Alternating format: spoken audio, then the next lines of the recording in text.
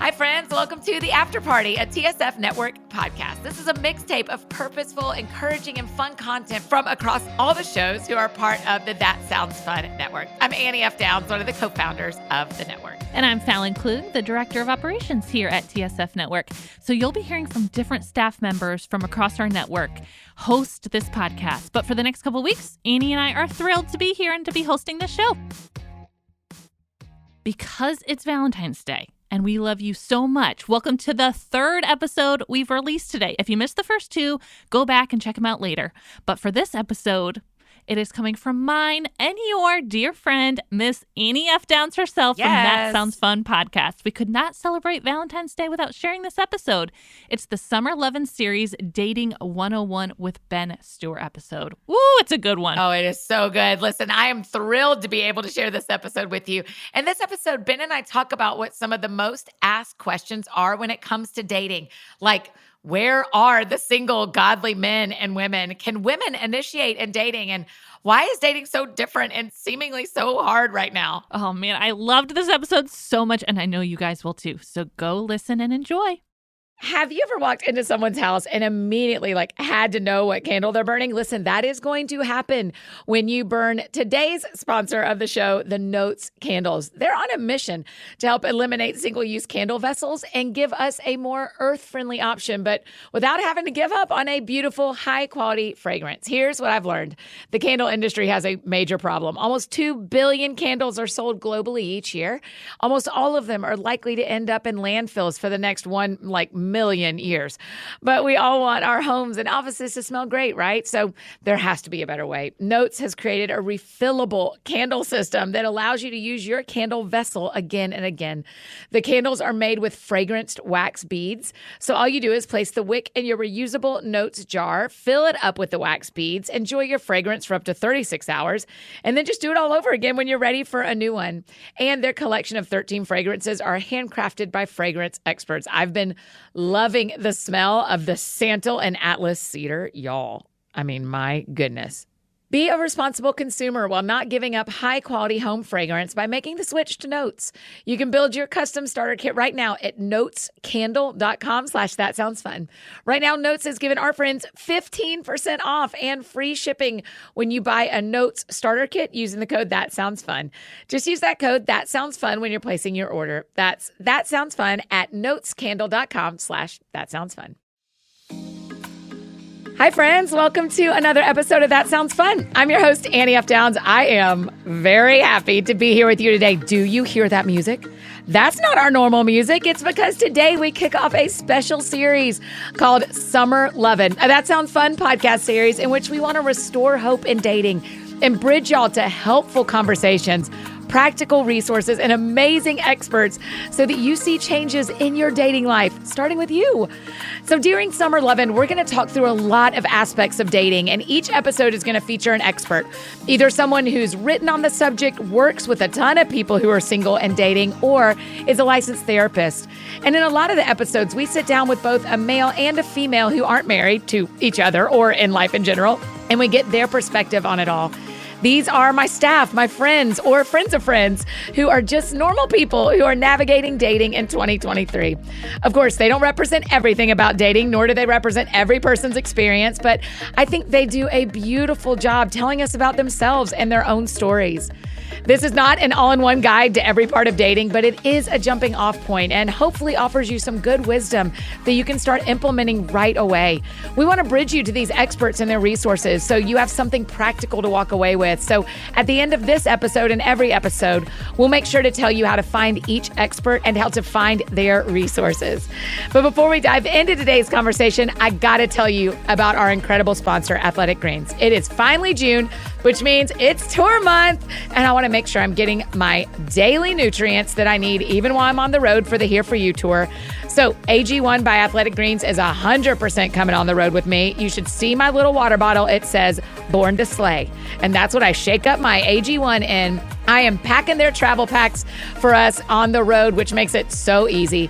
And AG1 is such a simple way to incorporate healthy habits, even when you're on the go. It's hard to keep track of all the vitamins and supplements we need to take. So when it comes to things that will help us prioritize our health, It's as easy as adding 1 scoop of AG1 powder into cold water instead of keeping up with multiple different products. Every scoop is packed with 75 vitamins, minerals, and whole food sourced ingredients of the highest quality that gives us major benefits like gut and mood support and boosted energy and even healthier looking skin, hair, and nails. Plus, it supports your immune system, which is really important to me when I'm about to, live on a bus with 12 people for a month. We all need to stay healthy so we can come see you. You don't have to set a reminder to order it or worry about running out because AG1 is delivered like clockwork every month. So it is super easy to make a daily habit. And those single-serving travel packs can be thrown in your purse or carry-on when you're on the go or, on your tour bus if you're headed out. It is the healthiest thing you can do in under a minute. And with AG1 being good friends to our bodies each day is really that simple. So if you're looking for an easier way to take supplements, AG1 is giving you a free 1-year supply of vitamin D and 5 of those free travel packs with your first purchase. So go to athleticgreens.com/soundsfun. That's athleticgreens.com/soundsfun. Y'all check it out. So today on the show, we have our very first Summer Lovin guest, Pastor Ben Stuart. You may remember him from episode 360. So I knew we wanted to kick things off by starting with some of the most asked questions about dating. Things like, where are all the single godly men or women? And are there even good men and women left? And spoiler alert, there are. And what are some of the do's and don'ts of dating today? Ben Stuart is the pastor of Passion City Church in Washington, D.C., and the author of Single, Dating, Engaged, Married, as well as Rest and War. Prior to joining Passion City Church, Ben served for 11 years as the executive director of Breakaway Ministries, which is a weekly Bible study attended by thousands of college students on the campus of Texas A&M. He was the exact right person to help us get this series started. He is such a wise and trusted voice when it comes to navigating relationships. And as you'll hear, there are so many noteworthy things he says that I think it's really important as we restore hope in dating. So yes, this is a note-taking episode. So let's do this, you guys. Here is our very first conversation of Summer Lovin' on Dating 101 with Ben Stuart. Ben Stuart, welcome back to That Sounds Fun. Well, thank you. I'm so happy to be here. I'm so happy you're here. I literally looked at the calendar and was like, Annie Downs. And I thought, that sounds fun. And I'm like, oh, stop. I love when that happens. Listen, we're doubling down. Not only are you on That Sounds Fun, but you are kicking off the Summer Lovin Series, the inaugural Summer Lovin Series. How do you feel about that? I don't know if I'm ready, but I'm ready. Let's do it. Let's You're go. so ready. Okay, I'm up for the ride. Our friends listening have already heard me say this, but I'll say it to you too. I mean, our hope is to restore hope in the dating process for Christians and to kind of give them a bridge. Every guest we're having on is a bridge to more content. So you and I aren't going to get through everything today, but we will get through a lot. So can you start? I mean, the Surgeon General of the U.S. just released massive concern about loneliness in America and how it's actually affecting our health. Can you talk about that for a minute? Yeah. I mean, it's something we've sensed for a while. Yeah. And then now you're getting all this data to back it up, that this massive shift in technology that has really kickstarted in 2007. When you really think about when the iPhone and the World Wide Web landed in our hands, it changed the way human beings interact with each other on a massive scale. And now we're starting to see it's isolated us from one another, and in doing that, we've realized it's not good for us to be alone. And we've really lost the ability to linger in conversation, to press through boredom into deeper topics. And I'll tell you what was interesting for me, Annie, is I was a college minister right as Facebook was coming out. Yeah. And then I was one for 12 years. And so I remember my staff coming to me and saying, hey, the interviews are getting more and more awkward. Huh. So over that span of that first 12 years, they were like, they are having more trouble making eye contact. They're having trouble carrying on conversation. Wow. What is happening? And these are my staff. They were all in their 20s. Yeah. And I told them by the end of it, I was like, look, our ministry is now, a large part of it is socialization, just teaching people how to talk to each other. So I don't get mad at people when they struggle with that eye contact and conversation. I just go, you grew up in an environment that hamstrung you in this regard. Yeah. Now we have to learn how to tack back towards local, communal, eye contact conversation. and find that it nourishes our souls. We lost something when we gained this technology advance. One of the pastors here in Nashville, Matt Smallbone, last week in his sermon, he said, we do not assess technology before we add it to our lives, but we assess a medicine, we assess a home we're going to move into, a vehicle, but we do not assess technology. We just go, the new technology's here, go. And we just don't, I had never thought about how I don't think about it. Yeah. And it's interesting. I was talking with this guy, enormously successful CEO kind of person. And I don't want to quote the exact numbers he said me because I got to look them up to make sure. But he was like, do you know how much money the oil industry pulls in? He was like talking about the oil industry. And he said, do you know how much the top tech firms bring in? And it was like 5x. Oh my gosh. And he was like, mining your attention is 5 times more valuable than mining oil from the ground. He said, so there's all these companies and they're just trying to grab your attention. Yes. And get you on the thing. And he goes, you have to stop seeing that phone as your friend. It's not. It's not. And I have certainly found that to be the case. Yeah. Like I have to cast it out of my presence when I want to be present with my kids or my wife. And, you know, I have to parent myself in that way. Yes. So when I have friends over, tech is out of the room. Right. And so with so much loneliness attributed in a lot of ways to technology, we also want to talk about dating and dating apps. Right. So what's what's the good here with dating apps? What are your thoughts on that?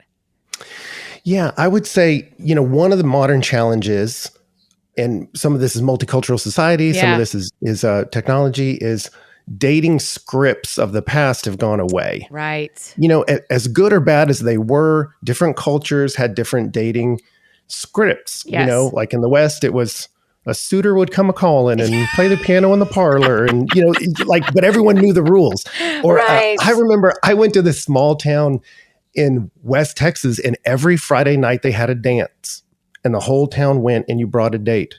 And so these guys knew, man, Friday's coming. Right. And and that was just, that society had a rhythm that helped people date. Yes. And now all those rhythms have gone away and no one knows the rules anymore. Yeah. I mean, I literally recently said, if he and I were in the 1950s, we'd be seriously dating because the scripts are so different. Our behavior does not mean the same thing as it meant 50 years ago. Yeah. And there's problems with every script. Yeah, you know, they all break down in certain ways. But it has been interesting to see, Annie, like there are multiple books coming out now, not from a Christian worldview, but they are just stating in no uncertain terms, the sexual revolution failed us. Wow. And one of the ways it did was by moving sexuality to this like casual place of it could happen at any time. It's made your first date fraught with danger. What does coffee mean? What does dinner mean? Right. What do these words mean? And they go, so rather than increasing the amount of sex, it's decreased the amount of dating. Wow. So it's really wild. Ben, you just go, oh, instead man. of increasing the amount of sex, it decreased the amount of dating.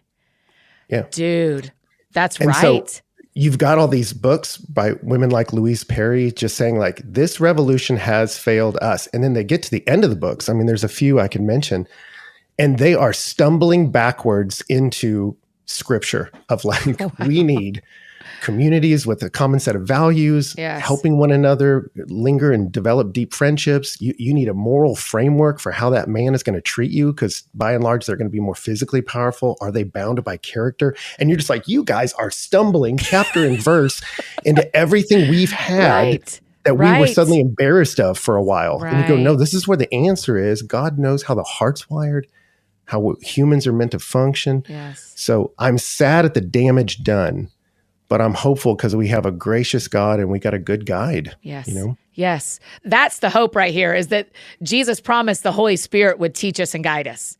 And the Holy Spirit is eternal.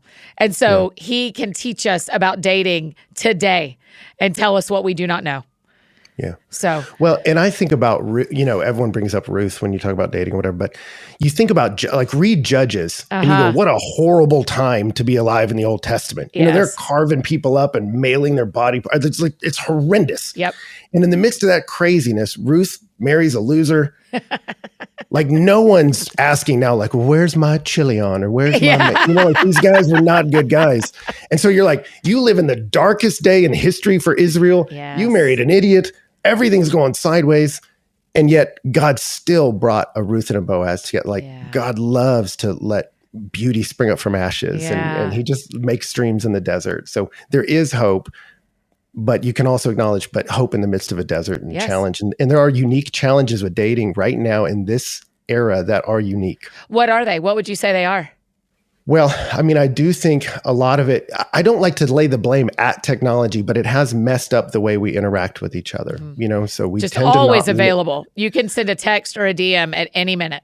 So we don't linger in conversation in the same way that we used to. We don't linger in groups at the same volume, or we're easily distracted. And typically when there's boredom and there's no phones, you think of something else to ask. And then suddenly it opens the doorway into more depth. That's how conversation happens. And then, then there's the whole stream of pornography and the enormous amount of damage it's done to young men.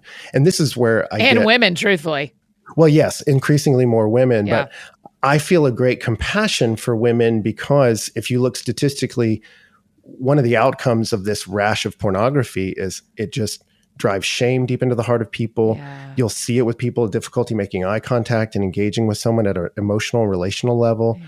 And so you have less people initiating dating, less people who think monogamy is possible. Right. And again, I don't get mad at men. I go, this was thrust upon you. Totally. But now it's not your fault, but it is your problem. Yeah, that's good. It's not your fault, but it is your problem. Yeah. And we are masters of our life. Mm-hmm. Under God, he's given us authority in this world to create structures for flourishing. So you're not a victim of that phone, you're the master of it. You're not a victim of your schedule. We're not a victim to the culture. We are counterculture makers. So I think we can acknowledge the problems, but not feel bound by them. Yeah, that's good. Okay, so for some of our friends listening, they've never dated. I mean, we have heard from so many women that are saying, I'm in my 30s, I'm in my 40s, I'm in college, I've never been on a date. Where does a Christian woman even start right now? Like, where do we even start if we're dating and haven't dated before but want to be? Yeah, that's a great question. I mean, I live in Washington, D.C. Our church is in D.C. The church is probably the highest demographic is 20s, 30s, single. Yeah. And we have so many wonderful, beautiful, talented, smart, fun young women who've never been on a date once. Yeah. And some of it, my compassion for men is they get less reps asking. Yeah. Like I said, like back in the day, every Friday night. Every Friday, so you got to ask. And when she says no, it hurts and you survive it and you move on and you go, oh, look. And you just get more reps. It's like throwing a ball. You get more accuracy with more reps. Yep. And it was interesting for me. When I first did a dating series with college students preaching it, they were asking very nuanced questions about talking to her parents and et cetera. 10 years later, it was like, so if I like her, I should talk to her? Uh-huh. And I'm like, oh, man. Yeah. Yeah, dude. Let's start there. Yeah, man. Let's start with her name. Yeah, yeah. Interests. So, but you're like, you've not developed those muscles.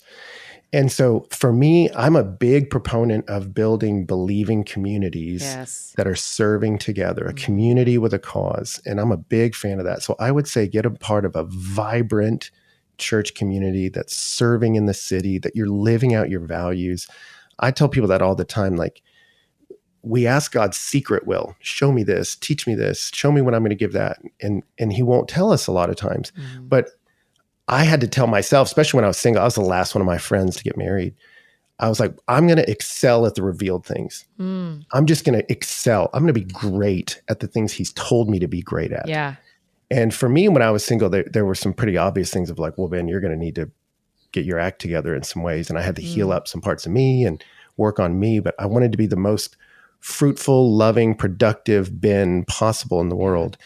But if you're doing that within the context of a believing community, you've drastically increased your chances of meeting somebody with the same cause as you. Yes. And that's where I just think churches need to come around and help that. In the past, they used to. Churches used to host the dances. Yeah. So I think pastors should care. Yes. But I think within that matrix of dynamic relationships, if you can teach people healthy ways to evaluate, should we date or get married, then even if it doesn't work out, you don't blow up the church. That was the thing when we first started here. People were like, well, I don't want to ask anyone here on a date because what if we break up?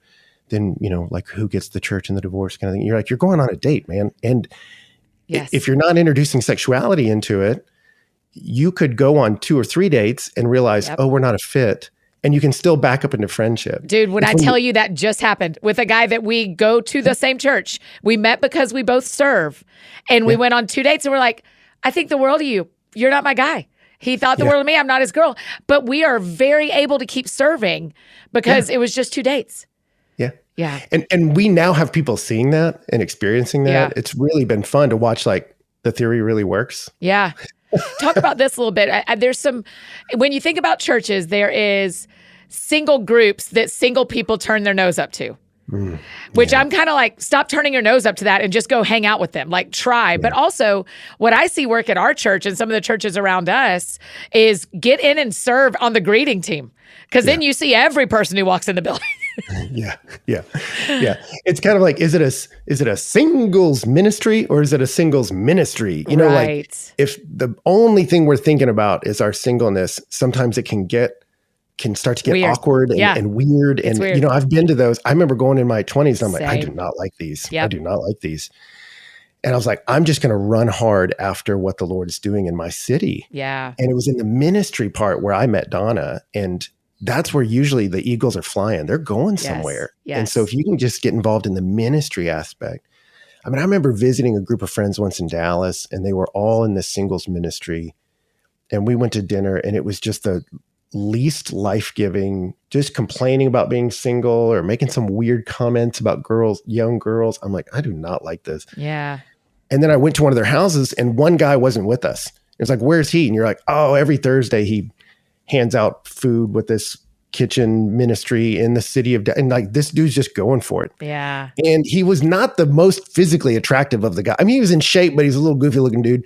But the girls all wanted to be with him. And you're like, yeah, because he's going someplace. Yeah. And so I just encourage people, look, I know that's easy to say and harder to live, but you just get in there and get involved in a community that's chasing a cause that's worthy of your life. Yes. And, you know, Paul told Timothy that, flee youthful lust, pursue righteousness, along with those who call to God out of a pure heart. And I'd say as you're doing that, you look left and right, and there's people running with you. Yeah. And some will be friends, some will be mentors, some will be cute. Yeah. And those are the ones you some will be worth making out with, some will not. And say, let's run together, you know? So... Yeah, I had a doctor one time, Ben, tell me after like a checkup, kind of asked me about being single. And the doctor said, you should start volunteering with the Sierra Club because that's people who clean up national parks. And he said, the men you meet at Sierra Club care about something besides work. They have enough expendable income. They aren't working on Saturdays. And they are outside and probably active. And I was like, that is brilliant. So it doesn't just have to be a church. Like, what do you care about? Yeah. Go start serving alongside what you care about and see who you meet there. Yeah. Yeah. That sounds fun. Hey, friends, just interrupting this conversation to share about one of our amazing partners, Caraway. Okay, I know we talk about what we put in our bodies often, but have you ever considered what you're cooking with? As in, have you ever thought about the toxins that could be in your cookware? No, I know. Me neither. But now that I tried Caraway, I get it. Caraway is on a mission to craft well-designed home goods that thoughtfully raise the standards of what you cook with. To put it simply, their products are designed to make your life easier and healthier. And y'all, their line of pots and pans are so cute. Like, they have the most fun color options. They're good looking and made for clean cooking. If you want to do some summer cleaning and reorganize your kitchen, which is what I am doing in July, do it with Caraway. Their thoughtfully designed sets and complimentary storage makes getting and staying organized easier than ever. Their ceramic coated cookware has a naturally slick surface, which means you don't need much oil or butter to get those eggs to slide right off the pan. And it's always easy cleaning. Caraway's high quality kitchenware is free of PTFE, such as Teflon, lead, and other toxic materials. And like I mentioned, their kitchenware comes in a variety of chic shades. I got sage, and y'all, it is beautiful. It is so beautiful. Your cookware can even and be stylish in your house. Plus, all of their sets include complimentary easy access storage solutions, which is super rad.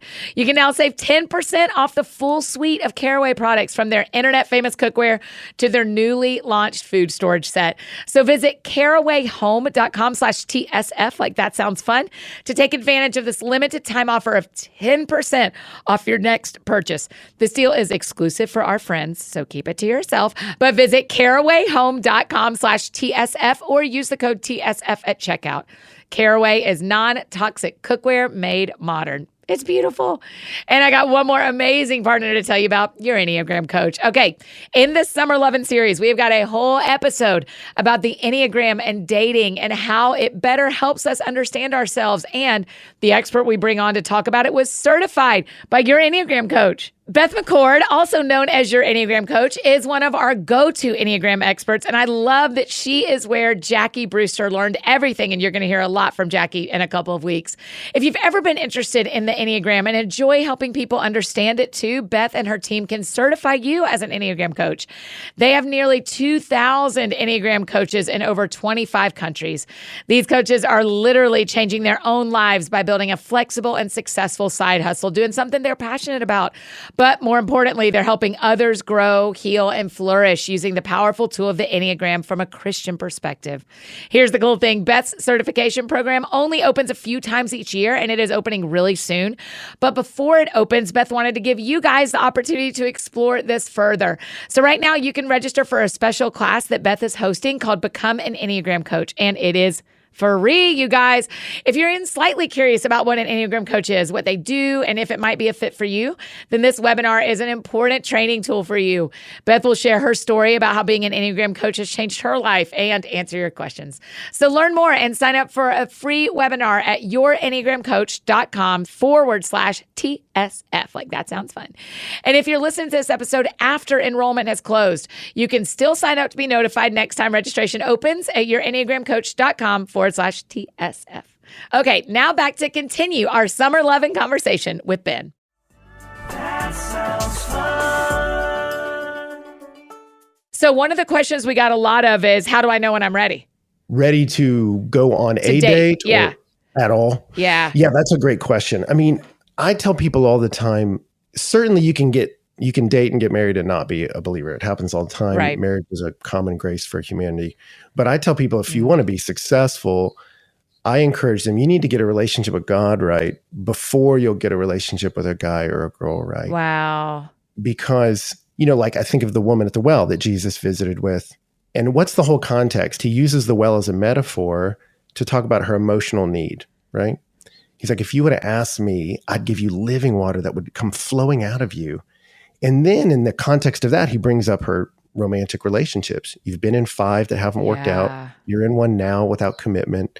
He's not shaming her. He's letting her know, you've gone to all these men to meet a need you need to come to me for, because then you'll be a fountain of living water rather than a drain. And I think a lot of modern dating, it's 2 drains trying to suck life out of the other person. Yes. And then you just get these really unhealthy dynamics.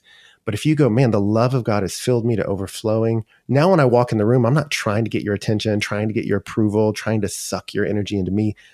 I got something to give the world. I got something to talk about today. And people want to be around fountains, not drains. So that's why I just encourage them, get that relationship with God right first, prioritize that, and then the excel at the revealed things. I mean, you go, I'm just going to get good at running with him. Yes. And as you do that, people run up alongside. I mean, you think of Isaac, and this encourages me, Annie, like the longest chapter in Genesis is Isaac and Rebekah. Yeah. The text slows down just to show you God provided him a woman. He was in his 40s and God did it in his timing. Yeah. But what I love about it is, if you look at Rebekah's side, she was just showing up to serve her family. Right. And it wasn't like Isaac rolled up with his sleeves up and all glistening in the sun, and she's like, I want to water those camels, right. Like, it was an old man. It was his servant, and she was just helping an old dude, but that's character. Yeah. She had a cause. I'm chasing the Lord, and it was shaping her character. And that makes me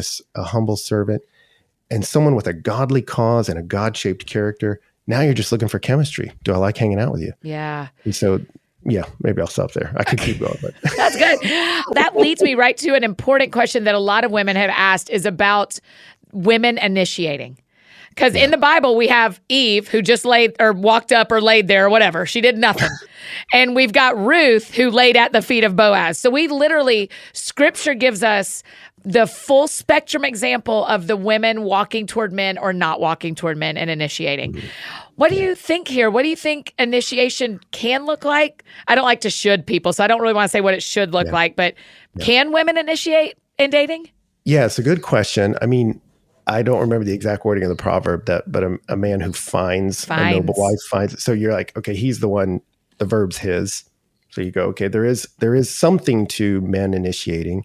And then it's interesting, I don't have it in front of me, Annie, but there was a statistic I read years ago. It was not Christian women, just women in general, how many had initiated a date within the last year. And it was, I think, 12%. So even people without any sort of religious conviction, they want to be initiated with. There's something about that wanting to be desired or pursued that is. And men don't feel that as much, right? Not as much. That's statistically viable. You go, this is happening out in the culture. Yeah. And so when a woman wants to be initiated with, I don't think that's wrong. I don't think you should feel ashamed of wanting that or beat yourself up for wanting that. Or why do I like that? There's something about our wiring that desires that. And there's something I think good about for men to initiate, to be courageous and to risk rejection. I think that's good for a male soul to do that. So I think those things are good, but does it have to be that way? I think Ruth does show you no. But what I think what's interesting is, Boaz is not making a move. So she shows up and is like, are we doing this or are we not doing this? But she does it in a way that doesn't shame him, And I think shame is such an issue in our culture today. And if it comes from that shaming voice of, well, men these days don't do anything, and men don't do that, you're like, whoa. That's not gonna, no guy's going to go like, you know what? Thank you for shaming me. I can't wait to date her. We should spend more time together. Right. What else do you disapprove of? So I had it when I was a mess, Annie, early on in dating. Every relationship was just a dumpster fire, and it was always my fault. One of the healthiest Is that really true? It was always your fault? Yes. Okay. Yeah, probably so. Yeah. I think that's interesting for people to hear, because sometimes I would not say it's always been my fault, but some of the time it's been my fault. For sure. Here's the thing with me is I just realized early on I would go on dates out of like a pressure. And then I realized, you know what? Ben is not an emotionally healthy person. So I've got to get me a little better before I get we a little better. Yeah, that's good. Not that I have to be perfect. I just got to work on me some. Yeah. And I had all these this pain I didn't understand from my parents' divorce and addiction in our family. I just had to figure myself out better. Yeah. And so then when I met Donna, I was still kind of scared of relationships, but then I realized, but I am in a healthier place than I was. And those girls that met me before were all wonderful. I just wasn't in a place where I knew how to handle a relationship. So they all got so confusing, and I didn't know how to communicate. I didn't know how to say what I felt. I didn't give them the gift of clarity. Oh, we're going to talk about it. It's my favorite thing you say. Well, there was a young lady in my 20s. She just came to me and was like, hey, I'm interested in you.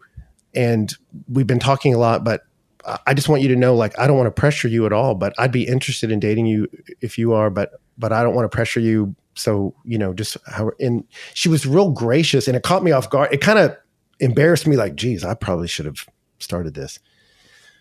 And we just realized over time, I think we're good friends. Yeah. But I never felt embarrassed that she brought it up. Yeah. I felt challenged to do better myself, but the way she did it was so healthy. I think about that with Ruth. I'm like, she didn't shame him, but at some point she was like, hey, I would be interested. Yeah. I have one experience in my life where I was DMing with someone and I wanted to give him my phone number. I was like, get us out of here. What are we doing? And I started to give it or to ask something, ask him if he wanted my number or something. And I just felt the Lord be like, if you start asking the questions now, you're never going to give him space to ask the questions. and kind of slowing me down, like the Lord not shaming me either, but going like, you can wait and let him ask. Because if you rush everything, which is Annie to a T, if you rush everything, you will have to rush everything. And so I could feel the Lord helping me set up a start of a relationship in a healthier way than was normal for me. And so every time I bumped into that with this guy, I would say, nope, the Lord told me to slow down. The Lord told me to give him space to ask. And every time he did. I mean, we're not married, so not every time. But you know what I mean? Like, he always did. It just was slower than me. Yeah. And so that version of initiation, I mean, I guess I want you to talk about, like, women can step forward, women can ask out, but we also need to think about from the beginning, what's the relationship you want in the long run? If you always want to be in charge, find the guy who lets you always be in charge, but you're always going to be in charge. Yeah. And that's where I'm a big proponent of the community element, because you get to evaluate someone in a communal context where there's just a little bit less pressure. You just get to see, like, how do they treat people? How do they act? And you can see, like, is this person just passive in every relationship? Well, that'll make me crazy. Or, when Donna, it's funny you bring that up. When she met me, she would say she wanted to expedite things, but because we were in a community, thank you. But because we were in a community, we had mutual friends, and one of them came to her and was like, whoa, do not do that to Ben. He will disappear. He's like, if he feels pressured by you, he will bounce. But he was like, you don't need to worry. He knows how to initiate, and he will when he's ready. Like, so he just kind of helped stabilize her with, like, give him time. Yeah. And Dawn and I laugh about that. She's a ready, go, set person. I'm a ready, set, go person. But it works well. But in dating, she realized, and I think because of that, with many counselors, victory is sure. Because we had this communal environment, they were able to let her know, hey, with this one, don't ready, go, set this one. Yeah. That has helped me a ton too.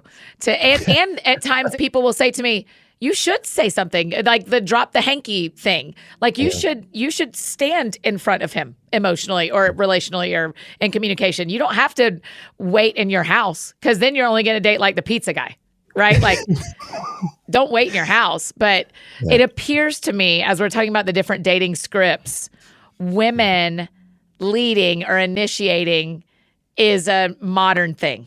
Am I wrong about that? In some regard, I mean, it took different forms. You think about, like, arranged marriages.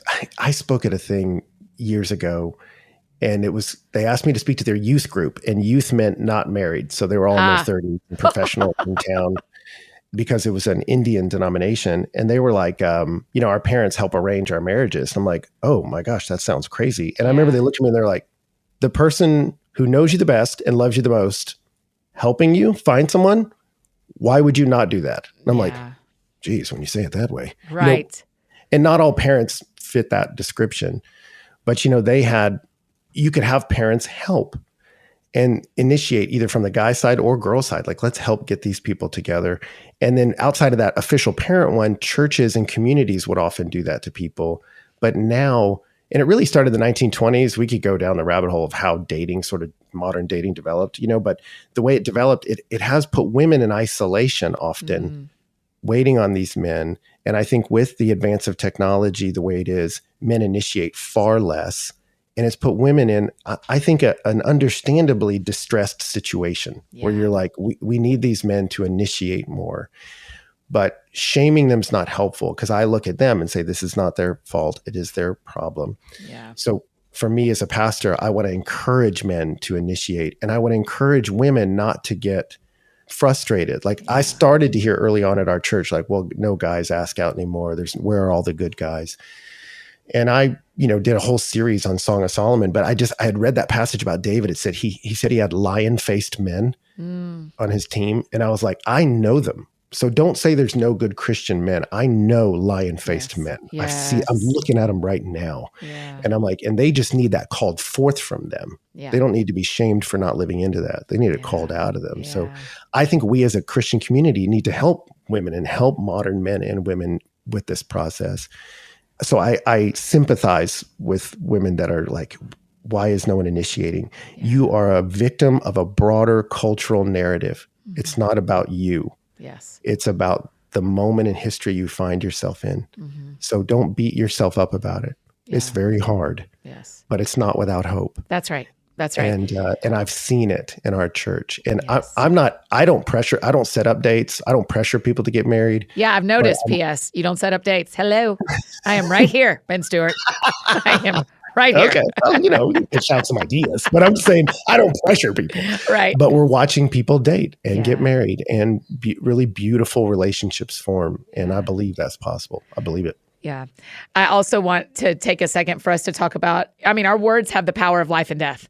So no matter what you feel about men, how you talk about men matters.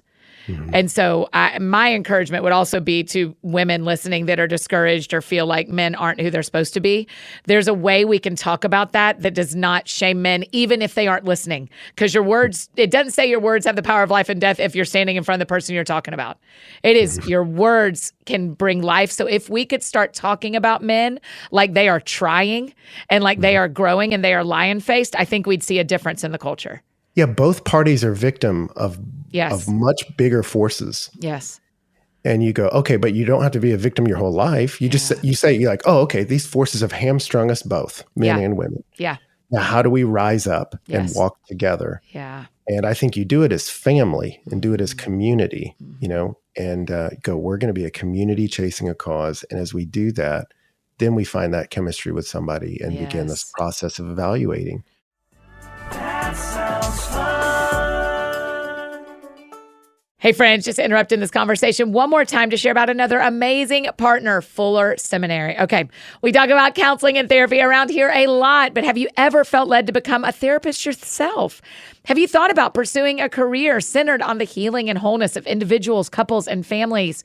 At Fuller's Master of Science in Marriage and Family Therapy program, you can work alongside a supportive community of faculty and students who are committed to the formation of heart, soul, and mind to further God's mission of redeeming the world.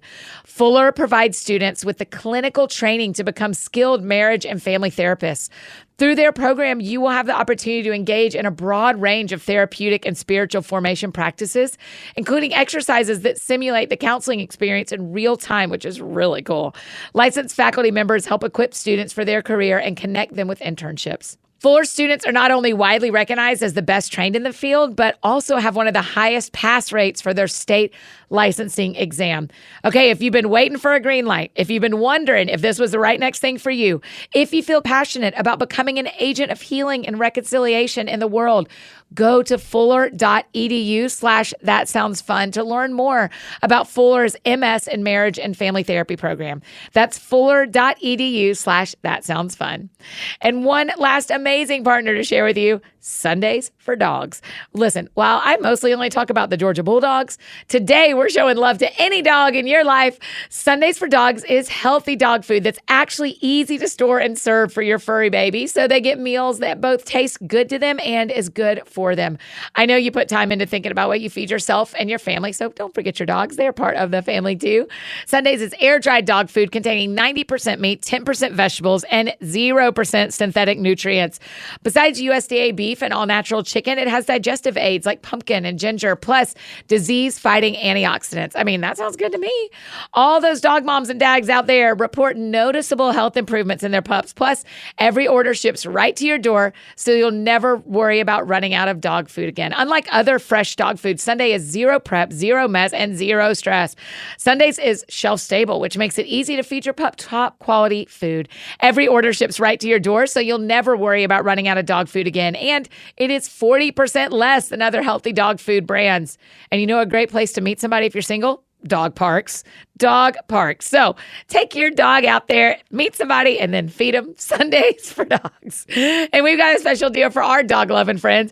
Get 35% off your first order of Sundays. So go to sundaysfordogs.com/thatsoundsfun or use the code thatsoundsfun at checkout. That's sundaysfordogs.com/thatsoundsfun. Upgrade your pup to Sundays and feel good about the food you feed your dog. And now back to finish up our Summer Lovin' conversation with Ben. That sounds fun. Let's talk to our friends who have jumped into dating. They're meeting people, they're going on dates. One of the questions we've gotten a lot that I think is really interesting is, What happens when you start dating people that your family doesn't expect you to date? So someone of a different age, someone of a different race, someone that goes to a different church or has a profession that your parents are expecting you to marry a doctor and instead you married a dentist, or expecting you to end up with someone who teaches at the school you teach at and instead you're dating someone across the world that's a missionary that you met online. And so what happens? How do we handle falling for and being open to relationships that do not match the expectation of our community or our family? It's happening a lot. Yeah. Well, for me, there's some non-negotiables. Okay. Right? Yeah. Tell us those. Date Yes. matters. And so when you're talking about dating, I'm like, anyone can get a date. I mean, That's you right. set your standards low enough. You can get married. What's actually true is we could tonight. all be married. That's right. Anybody listening could be married right now if you decided that was the number one thing that mattered and nothing else mattered. Yeah. Yes, you're exactly and a right. whole string of tragedies would be awaiting you on the other side of that. That's exactly choice. right. So but you'd who have a you ring. date, Yeah. Who and how matter a great deal. And biblically, that non-negotiable who is, are they chasing the same cause? Yes. That was Abraham with Isaac was, she can't be a Canaanite. And that wasn't ethnic. Right. That was faith commitment. Yes. Because his only criteria was, she's got to be willing to come with us. God called us on the cutting edge of faith. She has to be on that edge too. And if she won't, then forget it. Mm-hmm. I'd rather my son be single than settle. And that's it. And he had to walk 500 miles to find that girl. You're like, it may take that. But I think that cause is unnegotiable. And then you got to see, is their character being shaped by God? Mm-hmm. I don't care if they've got a Christian ichthus on their car or a Bible on their coffee table. I know a lot of idiots that dress up as Christians. You want to see, is their character shaped by God? Mm-hmm. And so that will eliminate almost everyone on the planet, but who's left is a small subset of wonderful human beings. And then I just think your next thing is, after cause and character, is chemistry. Do we enjoy getting along? Do they make me laugh? Can we talk for hours? And that's where I think, holding off on physical intimacy is so important. Yes. Because it's fun, but it's like splashing a volatile chemical into the mix. Like you just messed up the experiment. I mean, dating is evaluation, and you're going, do we mix well together? Because most of our life will be talking or hanging out or vacationing together. Like, do I like hanging out with you? And so those are the non-negotiables to me. And then once you get there, everything else to me is periphery. It's just, how much friction are you willing to tolerate? And that's where the communication becomes so important. So you go, can you date across ethnic lines? Of course you can. Yes. Moses did, so that's never been a biblical issue. Faith commitment's critical. Now, once you get into ethnicity, you go, the challenge will be cultural. Yeah. And you go, how big is the cultural divide, and can we navigate it? Like, we just had a friend marry a wonderful Korean woman. And so her family has a high honor culture. A lot of them don't speak English. And it's like, okay, man, you're going to have to figure out how to tack towards that. Yeah. He's a white guy. Yeah. And they're going to have to figure out how to tack towards you. Yeah. But they all did it, and they're all really, it's beautiful. So you go, okay, he wasn't really what they thought she would bring home. Mm-hmm. But as they got to know him, they're like, but look at what he's chasing, and look at what it's made him. Yeah. This is a wonderful human being. Yeah. The end. Yeah. So it may take time to convince parents of that, and then some of that other friction stuff like age, your priorities change with different ages. So that's something you'll have to evaluate. And that chemistry thing of conversations, what your interests are. Mm-hmm. You may look and go like, you're a wonderful human, but I just don't care about anything you care about. Yeah. So you just kind of have to. And that is so okay. I mean, I just remind the women listening, if you don't think he's fun to be around, he's not your only option. Oh, don't stack that onto your life. Don't stack forever onto the boredom like that. Right. You don't need to do that. Yeah. Oh my gosh, Annie, I dated someone once, and I was just like, they love the Lord and would be an amazing mom and wife and all that. And I was like, and I could do it. I could be faithful and love her. And I stopped myself and was like, she needs someone that thinks they won the lottery to be married to this woman. Yeah. She doesn't need me dialing up my discipline. Yeah.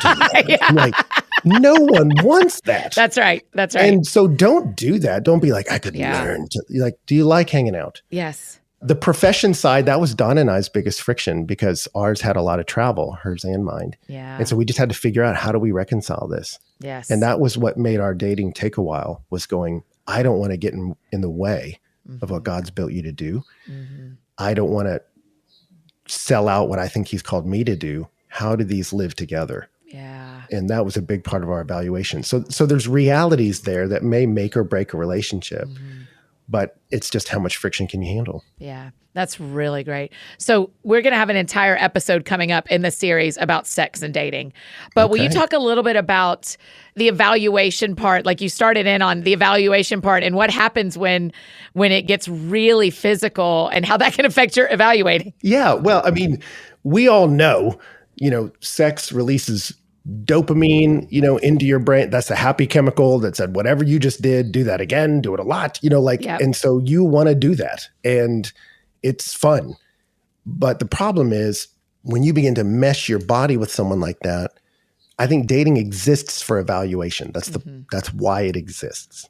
So dating is for evaluating, are we meant to run together for a lifetime? Right?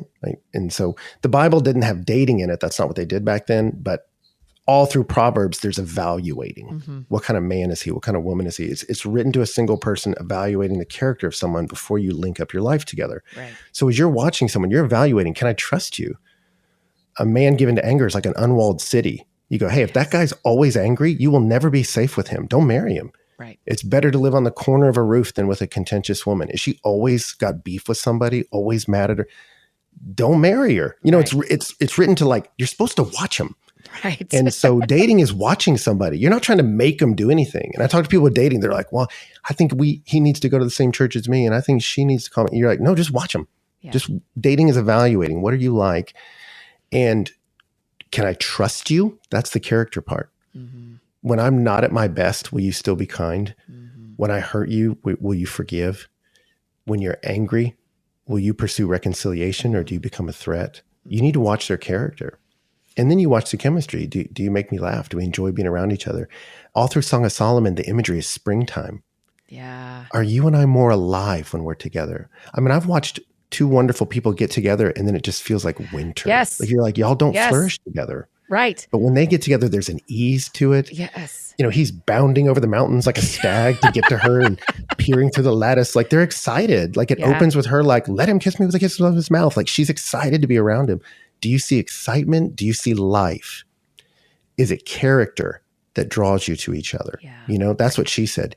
Your oils are fragrant. Your name is like oil poured out. Yeah. She was like, your character. When people say your name, they think you're a character, and your character is a sweetness. And so that's what you're trying to watch. But if you start throwing sexuality into that, it's like throwing gasoline on a fire. It'll flame up. But then when it goes away, what did you have? Did you just have cardboard? Well, then that's going to go out. But you need to see, no, are there some real logs of, like, we like talking to each other. We like, so I've been to so many couples where you're like, their hands are all over each other and they want to get married, and you go, but then you sit at dinner and you go, every time she talks, you're looking elsewhere. Yes. Every time he talks, you look embarrassed. Yeah. Y'all don't even like each other. Yeah. You just like touching each other. Yeah. And that's not going to go great in a year. Right. And much so less 20.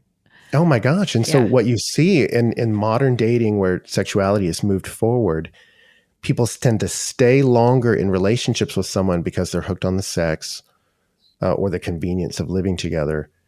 And then they discover over a longer period of time, oh, I don't even like you. And so what you see, and like Mark Regnerus covers a lot of this in his data set. He's a professor at the University of Texas. He's like, you just see a lot of hurt feelings and wasted time. Yeah. I mean, if you said no sex, you could figure out in 2 months if you like this guy. But if y'all start sleeping together earlier, 3 years later, you'll go, you know what? I don't even like him. Wow. And you're like, yeah, but y'all, you bonded. Yes. It doesn't just release dopamine, it releases oxytocin. That's a bonding hormone that's released during breastfeeding. Like, you're bonding with the wrong person. So you withhold that bonding and physical element until you go, is this a person I can trust and love? And that takes time. That goes slower. So, biblically, we're called to do that because, Paul told the Corinthians, don't sin against your body. That's a sin against you. Like, just hold off so you can evaluate, is this a person worthy to unite with Yeah. mentally, emotionally, and then physically. Yeah, That's why the Bible holds the physical to the end. And the living together part. I mean, that's very, quote, normal in Christian relationships now around me. I mean, I've been surprised at how many Christians I know are very casual about living together. Is it that casual? No, I think it's a terrible idea, and statistically it doesn't help with marriage or divorce rate. The outcomes are negative because you end up locking into a relationship sometimes with someone. And it's kind of like cell phones, where you get into a cell phone relationship, like with a provider, and you go, I don't like their service, but they've made it such a hassle to leave. Yeah. You end up going like, I don't really like this guy, but man, we share the bills and all my stuff's here. And you end up lingering in the wrong relationships Those longer. breakups are That's the so problem. hard. Yes. And the breakups are way worse. Gosh, they're so bad. And you go, you could have figured this out and saved yourself time. Yes. That's what's been so hard to watch lately is people are extending the amount of time they're in the wrong relationship. And then they look up and they're older and going, that took too long. Your evaluation process took too long. Wow. And because you moved in fast with someone and you figured out later, I don't want to be with them forever. Yeah. As much as you try to justify that living together is modern, all that living together says is, I might want you. And that's not very romantic. Wow. Real love says, real love is stronger than death, fiercer than the grave, is what Song of Solomon says. Yeah. Nothing can quench real love. And so you wait for that, you don't wait for someone that says, I might want you, depending on what you provide me. Right. That's not what you want. That's not what You want we someone that says, I want all of you and I'll give all of me. That's what you want. And that's possible. Don't believe the lie. That's not possible. Donna Freitas has all this. She was a professor at the University of Notre Dame. She has all that research of young people just saying over and over again that they hate the modern dating script, but they think it's the only one. And you go, but such a huge percentage of you hate it. So don't believe the lie. It's the only one. Yeah. Let's rage against it together. Yeah. Will you talk a little bit about clarity is kindness? It is the most repeated 3 words out of my mouth from anyone. The Lord is probably going to have a talk with me about how I quote you more than I quote him, because I'm always like, clarity is kindness in work. Clarity is kindness in dating. Clarity is kindness. Even if you don't get the answer you want, it is such kindness.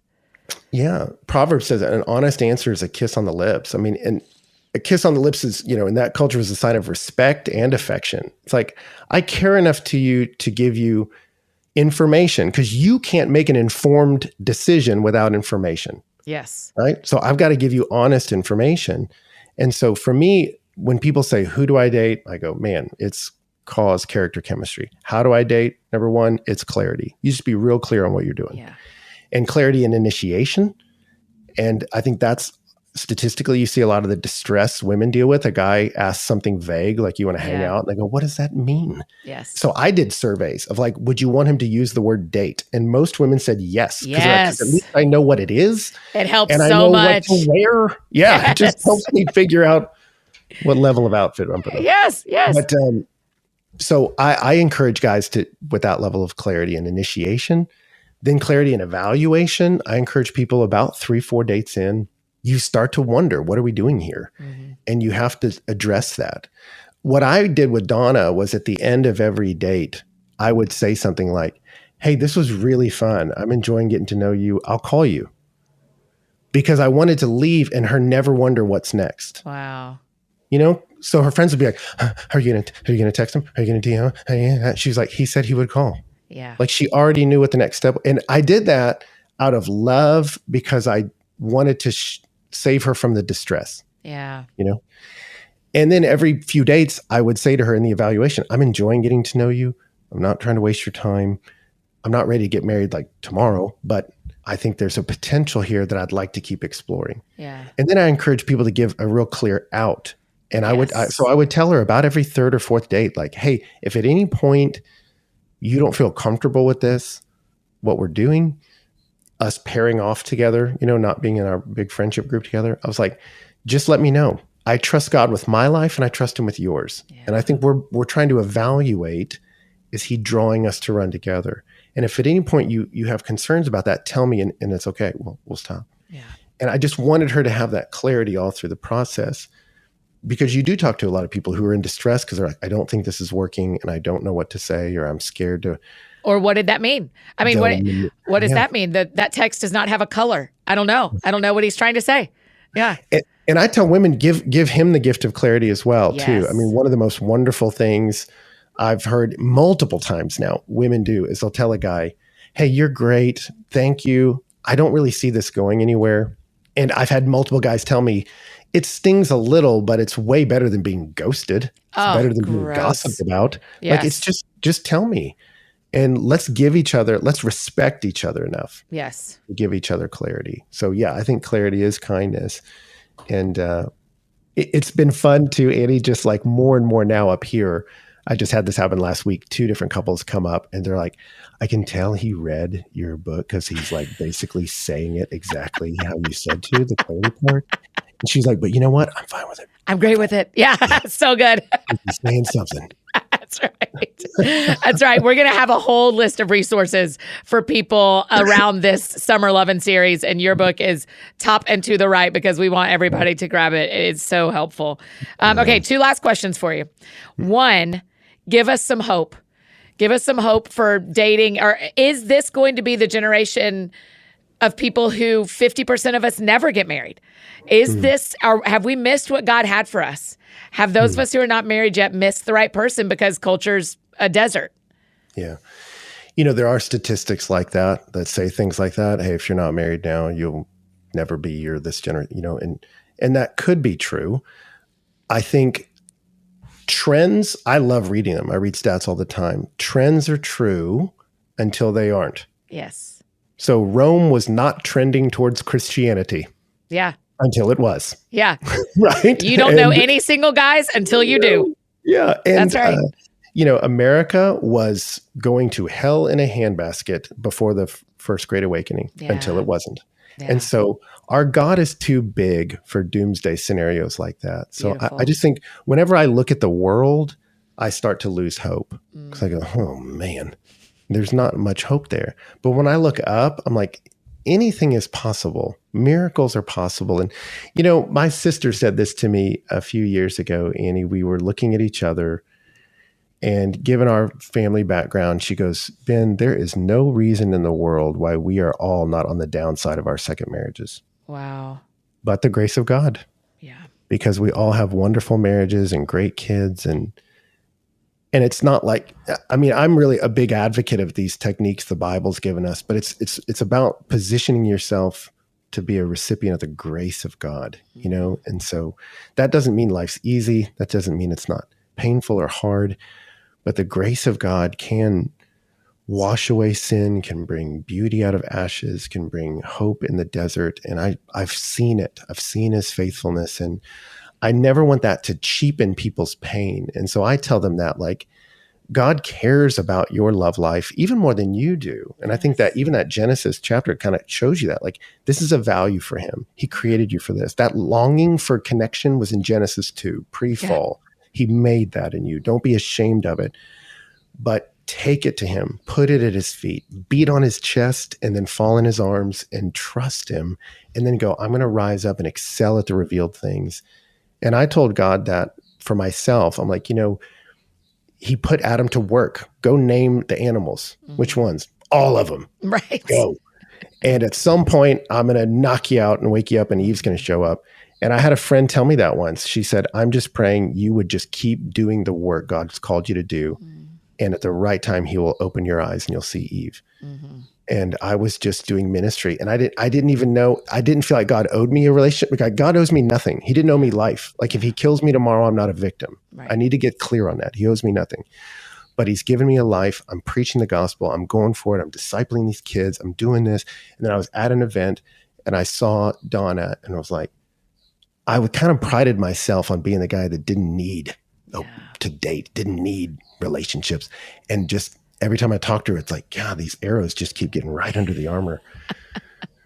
And I can't deny it. So, and he opened my eyes and I saw Eve. And so I just think you just go for it. Do the work he's called you to do. Excel at the revealed. Don't give up hope. And let's trust that the Lord's, you know, ancient Rome became Christian because they saw healthy dating and marriage relationships in the Christian community. It's one of the major things that converted Romans, is because their sexuality was so out of control, their women and children so hurt, their men so dehumanized. They looked at Christians and they said, your method is backward, regressive, odd, strange, and beautiful. Yeah. And it was the Christian love that drew the Roman to Christ. And so don't give up hope. God can change, has changed way worse cultures than ours. Yeah, that's right. Oh, Ben, you're such a gift. This is just the start of what you offer. So we will bridge everybody to you and your series on Song of Solomon, and for sure your book, Single, Dating, Engaged, Married. You're such a gift to me, my friend. Thank you. Well, Thank you for doing this. We love you, and this is so fun. I'm cheering you on at every level, Annie. So keep running. We're with you. Okay, the last question we always ask. Because the show is called That Sounds Fun, Ben Stuart, tell me what sounds fun to you. Annie, I decided I never have any fun. It was a problem. I think last time I was on the show, you asked me what's fun. I'm like, I don't know, a book. Right. And I just realized I don't do anything fun. And so I was like, I love national parks. I love the wild. I am disappearing into it. And so I just got back from 4 of them. I surfed the sand dunes at White Sands, New Mexico, climbed the peaks of Big Bend. I like being outside. I like the desert. Yeah. And now my family is activated. They're like, what's the next one? I'm like, the next one's the Dry Tortugas. No one goes there. You can't even get to it except by boat or seaplane. But we are going. And we got a chart with all 63 national parks. We are going to, by the grace of God. Your desert pictures were awesome. All the girls out there, I was like, this is the coolest trip. I have mixed feelings about people discovering it. I'm like, yeah. No. That's right. But I'm like, it's too cool. Everyone needs to that's go. right. Yeah. Don't be afraid of the desert. That feels like a theme today. Don't be afraid of the desert. There you go. Just go surf it. Oh, that's good, Ben. You guys, isn't he the best? I told you that was a note-taking one. Listen, there's already stuff for us to do right now based on what Ben just taught us. Okay, as promised, we are always going to bridge you to resources that will help you as you continue this. So make sure you check out his book, Single, Dating, Engaged, and Married. And if you go to anniefdowns.com/dating, we have a full list of helpful resources from the experts in our Summer Lovin Series. And follow along through the rest of Summer Lovin so that you get to hear the whole experience. And listen, if you're single or dating, or you just love someone who is, be sure to share the show with friends and loved ones so it can help them understand you better. If you need anything else from me, you know I'm embarrassingly easy to find. Annie F. Downs on Instagram, Twitter, Facebook, all the places you may need me, that is how you can find me. And next week, you can find me out here on the Here For You tour. Listen, if you haven't gotten your tickets, do it now. You do not want to miss this. It's the hereforyoutour.com. And I think that's it for me today, friends. Go out or stay home. Do something that sounds fun to you. And I will do the same. Today, what sounds fun to me? Man, we've been dying to kick off this series. So what sounds fun to me today is kicking off this Summer Lovin Series with you. I cannot wait to hear your thoughts. Y'all have a great weekend. We'll see you back here on Monday as our Summer Lovin Series continues, where we're talking about dating at this age, where we're going to talk about the difference in dating in your 20s and 30s, 40s, 50s, and beyond. We have Dr. Deborah Filetta on with us, who is so brilliant. And you get to meet a couple of my friends, Becca and Lucas. Y'all are going to love this. We'll see you Monday.